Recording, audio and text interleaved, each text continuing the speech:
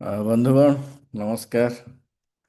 ଏବଂ ଆମର ଯେଉଁ କ୍ଲାसेସ୍ ଚାଲିଛି ଆମର ଡାଏଟ୍ ସିରିଜ୍ ଉପରେ ଆଜି ମଧ୍ୟ ଗୋଟେ ଇମ୍ପୋର୍ଟାଣ୍ଟ ଟପିକକୁ ଆମେ ଡିସ୍କସନ୍ କରିବା ଏବଂ ସେଇଟା ହେଉଛି ଯେ low carb diet versus high protein diet ବା କିଟୋ ଡାଏଟ୍, ଯେଉଁଟା ଆପଣମାନେ ସମସ୍ତେ ଜାଣିଛନ୍ତି ଯେ ବେସିକାଲି ଯେଉଁ keto diet is very restrictive diet and it needs medical supervision ଏବଂ ଏଟାର ଫ୍ଲେକ୍ସିବିଲିଟି ଏଥିରେ ନାହିଁ। ଏବଂ ସବୁଠୁ ବଡ଼ ଜିନିଷ ରହୁଛି ଯେ animal protein is harmful for our body definitely. ଏବଂ ଏଟା ଆପଣମାନେ ଜାଣି ରଖିବା ଉଚିତ ଯେ ଯେଉଁମାନେ ସତ୍ୱିକ ଆହାର କରୁଛନ୍ତି, ଯେଉଁମାନେ ଭେଜିଟେରିଆନ୍, ସେମାନଙ୍କର ଲଙ୍ଗେଭିଟି ଅଧିକା, ସେମାନଙ୍କର ଡିଜିଜ୍ ଫ୍ରି, ଦେ ଆର୍ ମୋର୍ ଡିଜିଜ୍ ଫ୍ରି ଏବଂ ସେମାନଙ୍କର ଷ୍ଟ୍ରେଙ୍ଗଥ ଅଧିକା। ସେଥିପାଇଁ ଏଇ ଯେଉଁ ଆମର ଯେଉଁ ପ୍ରଚେଷ୍ଟା ଯେ ଆପଣଙ୍କ ଭିତରେ ଆପଣଙ୍କୁ କ୍ଲିଅର କରିବା ପାଇଁ ଯେ ଆମେ ଲୋ କାର୍ବ ଡାଏଟ୍କୁ ବେଶୀ ଏମ୍ଫାସିସ୍ ଦେବା ଏବଂ ହାଇ ପ୍ରୋଟିନ୍ ଡାଏଟ୍କୁ ଏଭଏଡ଼୍ କରିବା। ତେଣୁ ସେଥିପାଇଁ ଆମେ ଆପଣଙ୍କ ଭିତରେ ଗୋଟେ ଆୱାରନେସ୍ ଆଣିବା ପାଇଁ ଚେଷ୍ଟା କରୁଛୁ ଏବଂ ସେଥିପାଇଁ ଆମର ମଧ୍ୟ ଗୋଟେ ଛୋଟ ପିପିଟି ଅଛି, ମାତ୍ର 5ଟି ସ୍ଲାଇଡ୍ ଅଛି ସେଥିରେ ଏବଂ ତାକୁ ଆମେ ଟିକେ ଡିସ୍କସନ୍ କରିଦେବା, ଦେଖିବା କ'ଣ। So I think my PowerPoint is visible. So difference between low carb diet and keto diet. এবং এଥିରେ କ'ଣ ରହୁଛି ନା dietary choices drives diabetes management. Basically diabetes ପେସେଣ୍ଟମାନଙ୍କ ପାଇଁ ଡାଏଟ୍ଟା ଗୋଟେ ବହୁତ ବଡ଼ କ୍ୱେଶ୍ଚନ୍ ମାର୍କ ରହେ ଯେ କ'ଣ ଖାଇବା, କ'ଣ ଖାଇବାନି, କେତେ ଖାଇବା, କେତେବେଳେ ଖାଇବା, କେମିତି ଖାଇବା ଏବଂ ସବୁଗୁଡ଼ା ଗୋଟେ ଗୋଟେ ବଡ଼ ବଡ଼ ଚ୍ୟାପ୍ଟର ମଧ୍ୟ। କ'ଣ ଖାଇବା, କ'ଣ ଖାଇବାନି ତା'ର ଡିସିସନ୍ ନେବ ଆପଣଙ୍କର ଗ୍ଲାଇସେମିକ୍ ଲୋଡ଼ର ଭ୍ୟାଲୁ। ଗ୍ଲାଇସେମିକ୍ ଲୋଡ଼ ଆପଣଙ୍କର କେତେ ରହୁଛି ଏବଂ ଗ୍ଲାଇସେମିକ୍ ଲୋଡ଼ ଯେଉଁଟା 10ରୁ କମ୍ ଗ୍ରୀନ୍ ଜୋନ୍ ତାକୁ ଆପଣ ଖାଇବେ। ତାପରେ ଆସିଲା କେତେବେଳେ ଖାଇବା। କେତେବେଳେ ଖାଇବେ ନା ଯେ ଆପଣ ଇଣ୍ଟରମିଡ଼ିଏଟ୍ ଫାଷ୍ଟିଂ ଫଲୋ କରିବେ। ଇଣ୍ଟରମିଡ଼ିଏଟ୍ ଫାଷ୍ଟିଂରେ 8 ଆୱାର ୱିଣ୍ଡୋରେ ଖାଇବେ, 16 ଆୱାର ୱିଣ୍ଡୋରେ ଖାଇବେ ନାହିଁ। That is intermediate fasting. ଏବଂ ତାପରେ ଆସିଲା ଆପଣଙ୍କର କେମିତି ଖାଇବା ନା ୱିଲ୍ ଫଲୋ ମାଇଣ୍ଡଫୁଲ୍ ଇଟିଂ। ମାଇଣ୍ଡଫୁଲ୍ ଇଟିଂ ଅର୍ଥାତ୍ ଆମେ ସମୟ ଦେବା, ଧୀରେ ଧୀରେ ଚୋବେଇ ଚୋବେଇ ଖାଇବା, ଖାଇଲା ବେଳେ କୌଣସି ଡିଷ୍ଟ୍ରାକ୍ସନ୍ ରଖିବା ନାହିଁ, ମୋବାଇଲ ଦେଖିବା ନାହିଁ, ଟିଭି ଦେଖିବା ନାହିଁ ଏବଂ ଗ୍ରାଟିଚ୍ୟୁଡ଼୍ ଦେଖିକି ଖାଇବା, ଖାଦ୍ୟକୁ ଟଚ୍ କରିକି ଖାଇବା। ଏସବୁ ଖାଇବାର ପ୍ରିନ୍ସିପଲ୍ କେମିତି ଖାଇବା ତାକୁ ଆମେ ଭଲ ଭାବରେ ଏବଂ ଖାଇସାରିବା ମଝିରେ ପାଣି ପିଇବା ନାହିଁ ଏବଂ ଖାଇବାର ଅଧଘଣ୍ଟା ପରେ ହିଁ ଆମେ ପାଣି ପିଇବା, so that we facilitate our digestion process. ଏବଂ ତାପରେ ଆସିଲା ଆମର ଯେ ଯେଉଁଟା ଡାଏଟ୍ର ଟାଇପ୍ସ ଆସିଲା, ଡାଏଟ୍ ଟାଇପ୍ସରେ ଆସିଲା ଗୋଟେ ଲୋ କାର୍ବ ଡାଏଟ୍ ଆଉ ଗୋଟେ କିଟୋଜେନିକ୍ ଡାଏଟ୍। ଏବଂ ତାକୁ ଆମେ ଭଲ ଭାବରେ ଟିକେ ଡିସାଇଡ଼୍ କରିବା ଯେ କେଉଁଟା ଆମେ ଚଏସ୍ କରିବୁ, କାହିଁକି ଚଏସ୍ କରିବୁ, ହେଲା କି। ଲୋ କାର୍ବ ଡାଏଟ୍ଟାକୁ ଆପଣ ଦେଖନ୍ତୁ, ତା'ର ଗୁଡ଼ାଏ ପଜିଟିଭ୍ ଜିନିଷ ଅଛି। ଯେମିତି ଆମର ଡେଲି କାର୍ବ ଟାର୍ଗେଟଟା ଆମର ସେଥିରେ କମ୍ ରହିବ, 10-15% ରହିବ। ହୋଲ୍ ଫୁଡ଼୍ ଅଧିକ ରହିବ, ଭେଜିଟେବଲ୍ସ ଅଧିକ ରହିବ। ଆପଣ ତା ଭିତରେ ଲିନ୍ ମିଟ୍ ଖାଇପାରିବେ, ଫିସ୍ ଖାଇପାରିବେ, ନଟ୍ସ ଖାଇପାରିବେ, ସିଡ଼୍ସ ଖାଇପାରିବେ, ଲିମିଟେଡ଼୍ ଫ୍ରୁଟ୍ସ ଖାଇପାରିବେ ଯେଉଁଟାକି ଲୋ ଗ୍ଲାଇସେମିକ୍ ଲୋଡ଼ର, ବିଶେଷ କରି ପିଜୁଳି, ଆପଣ ଆପଲ୍, ଅରେଞ୍ଜ ଏଗୁଡ଼ିକ ଲୋ ଗ୍ଲାଇସେମିକ୍ ଲୋଡ଼ର ଫ୍ରୁଟ୍ସ ଖାଇପାରିବେ।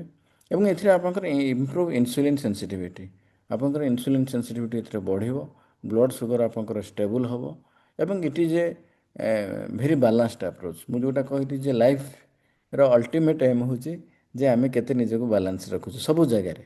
ଚାକିରି କରୁଛୁ, ଚାକିରିରେ ଆମେ ବାଲାନ୍ସ କି, ଫ୍ୟାମିଲି ଲାଇଫ୍ର ଅଛି, ରିଲେସନସିପ୍ ଅଛି, ସେଥିରେ ଆମେ ବାଲାନ୍ସ ରଖିଛୁ କି, ହେଲା କି। ଏବଂ ଆମ ଖାଦ୍ୟରେ ମଧ୍ୟ, ଆମ ଲାଇଫ୍ ଷ୍ଟାଇଲ୍ରେ ମଧ୍ୟ ଆମେ କେତେ ବାଲାନ୍ସ। ତେଣୁ ଓଭରଅଲ୍ ଆମ diet should be balanced approach, it is not extreme. Extreme ଡାଏଟ୍କୁ ଆମେ କେବେ ଯିବା ନାହିଁ, ଲାଇଫ୍କୁ ଆମେ ବାଲାନ୍ସରେ ରଖିବା।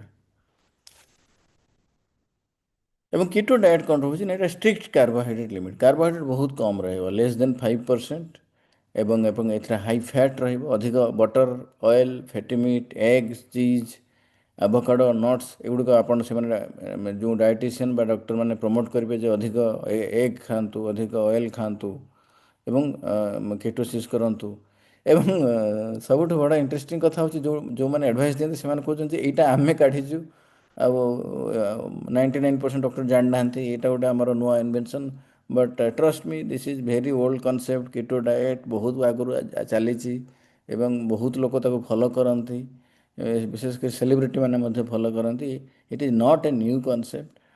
ତେଣୁ ଜମାରୁ ବାୟସ୍ ହୁଅନ୍ତିନି ଯେ ଯେଉଁମାନେ କହୁଛନ୍ତି ଯେ ଆମେ ନୂଆ ଜିନିଷ ଆପଣଙ୍କୁ କହୁଛୁ ଆକୁ ମାନନ୍ତୁ ଏବଂ ଏଥିରେ ଜମାରୁ ନୁହେଁ, ଏଇଟା ବହୁତ ହି ଓଲ୍ଡ କନସେପ୍ଟ। କିଟୋ ଡାଏଟ୍ରେ ଆପଣଙ୍କର ସୁଗର କଣ୍ଟ୍ରୋଲ ଆସିବ ବା ହାଇ ପ୍ରୋଟିନ୍ ଡାଏଟ୍ରେ ସୁଗର କଣ୍ଟ୍ରୋଲ ଆସିବ। ବଟ୍ ଏହାର ଗୁଡ଼ାଏ ଲିମିଟେସନ୍ ଅଛି ଏବଂ ସେ ଲିମିଟେସନ୍ ହେଉଛି ଯେ ଆପଣଙ୍କର କିଡ଼ନୀ ଡ୍ୟାମେଜ୍ ହେବ, ଆପଣଙ୍କର କୋଲନ୍ ଡ୍ୟାମେଜ୍ ହେବ, ଆପଣଙ୍କର ହାର୍ଟ ଡ୍ୟାମେଜ୍ ହେବ, ଆପଣଙ୍କର ଗଟ୍ ମାଇକ୍ରୋ ଗୁଡ଼ା ଡ୍ୟାମେଜ୍ ହେବେ, ହେଲା କି ଇମ୍ବାଲାନ୍ସ ହେଇଯିବ ସେ ତା ଭିତରେ।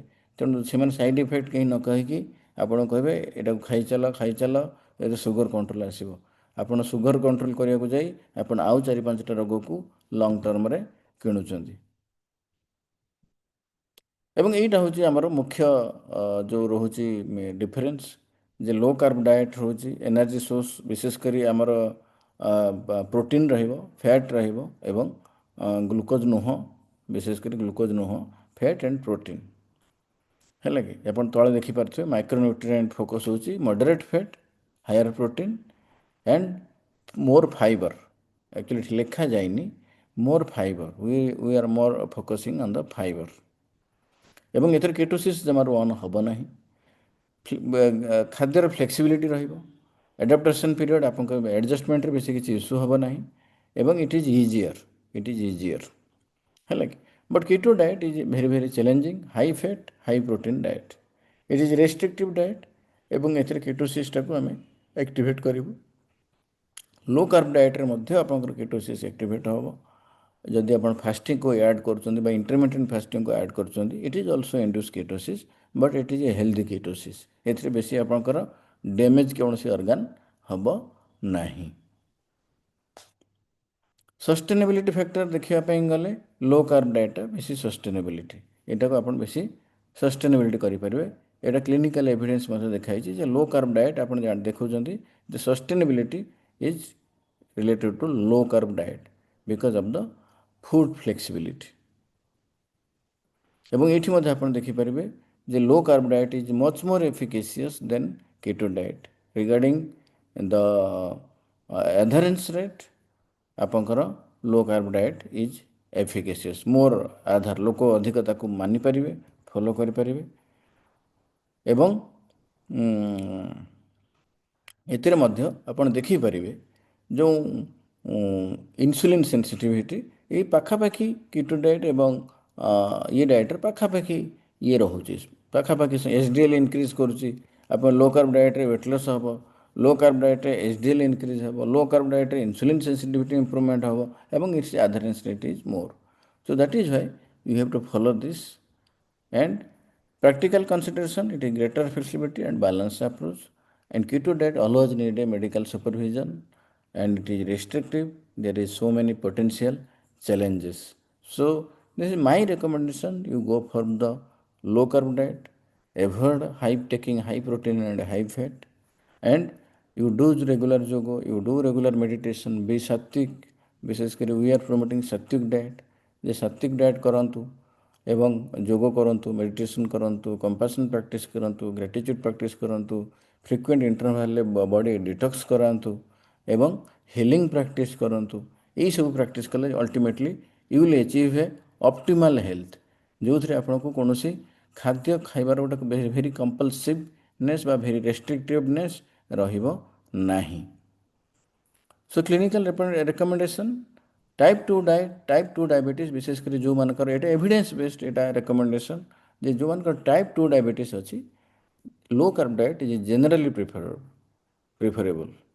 एवं ता सहित आपको रेगुलर फिजिकल एक्टिविटी करने पड़ो, स्ट्रेस मैनेजमेंट करने पड़ो, एडुक्वेट स्लीप आपन को नापी पड़ो एवं ब्लड ग्लूकोज मॉनिटरिंग आपन को करने पड़ो। କିନ୍ତୁ ଯେଉଁମାନେ ଟାଇପ୍ 1 ପେସେଣ୍ଟ ହେଲେ କି low carb approach is safer also एवं कीटो कैरीज सिग्निफिकेंट हाइपोग्लाइसेमिया। तेणु टाइप 1 केसରେ ମଧ୍ୟ लो कार्ब अप्रोच को साइंटिस्ट माने कହୁଛନ୍ତି प्रिफर କରିବା ପାଇଁ।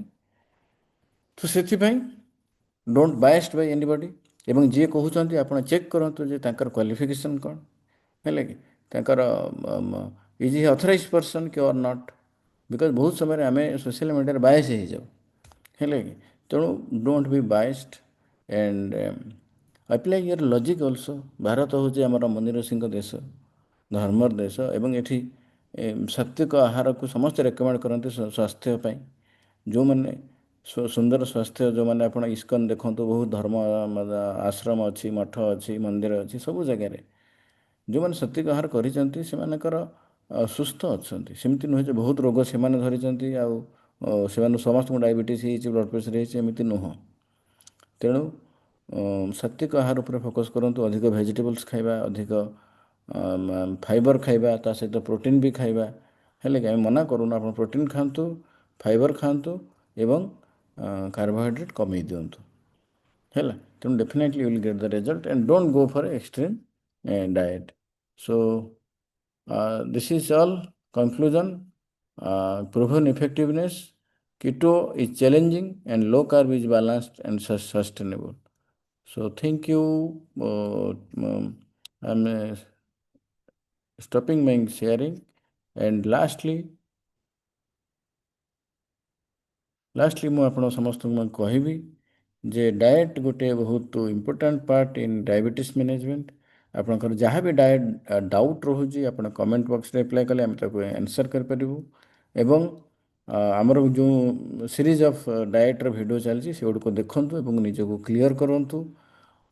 ଏବଂ ଆମର ଯେଉଁ 5 ଦିନିଆ ପ୍ରୋଗ୍ରାମ୍ ମଧ୍ୟ ରହୁଛି ଡାଇବେଟିସ୍ ରିଭର୍ସାଲ୍ ହିଲିଂ ପ୍ରୋଗ୍ରାମ୍, ତାକୁ ମଧ୍ୟ ଆପଣ ଜଏନ୍ କରିବା ପାଇଁ ଚେଷ୍ଟା କରନ୍ତୁ, ସୋ ଦ୍ୟାଟ୍ ଆପଣ ଡେଫିନେଟଲି ଗୋଟେ ରୋଗମୁକ୍ତ ଜୀବନ ଏବଂ ଗୋଟେ ଔଷଧମୁକ୍ତ ଜୀବନ ବଞ୍ଚିପାରିବେ। ବହୁତ ବହୁତ ଧନ୍ୟବାଦ। ଆପଣମାନେ ଭଗବାନ ଆପଣଙ୍କୁ ମଙ୍ଗଳ କରନ୍ତୁ, ସୁସ୍ଥ ରୁହନ୍ତୁ ଏବଂ ଆନନ୍ଦରେ ରୁହନ୍ତୁ। ଧନ୍ୟବାଦ।